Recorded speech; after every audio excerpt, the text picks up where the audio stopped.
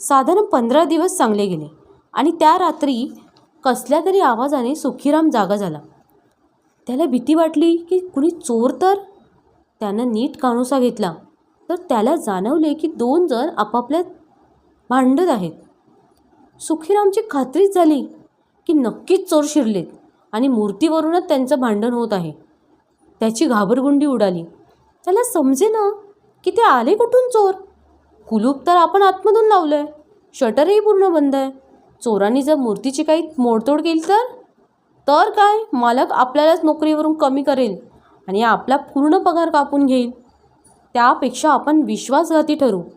काय करू, ते दोघे आणि आपण एकटे. सुखीरामने गणेशापुढील मंद दिव्याच्या मंद उजेडात नीट पाहायचा प्रयत्न केला. त्याला थोडंफार दिसलं आणि त्याची अधिकच घाबरगुंडी उडाली. कारण 2 पुतळेच आपापसात भांडत होते. त्यांचा स्वतःच्या डोळ्यावरच विश्वास बसला नाही. त्याला तेथे थांबायची भीती वाटत होती.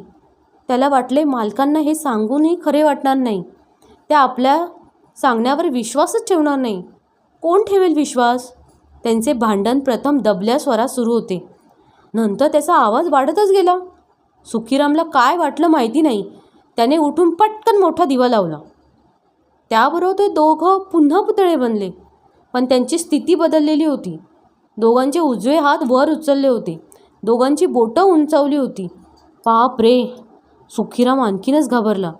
त्याला वाटले की मालकांनी विचारलं हे कसं काय झालं तर त्यांना काय उत्तर द्यायचं. त्याला वाटलं शटर उघडावे आणि बाहेर पडावे. बाहेर कुठेही एखाद्या दुसऱ्या दुकानाच्या पायरीवर झोपावं, पण इथे नको. तरी त्याला ते धाडस होईना. त्याला वाटलं न जाणो शटर उघडताच एखादा पुतळाच बाहेर निघून गेला तर.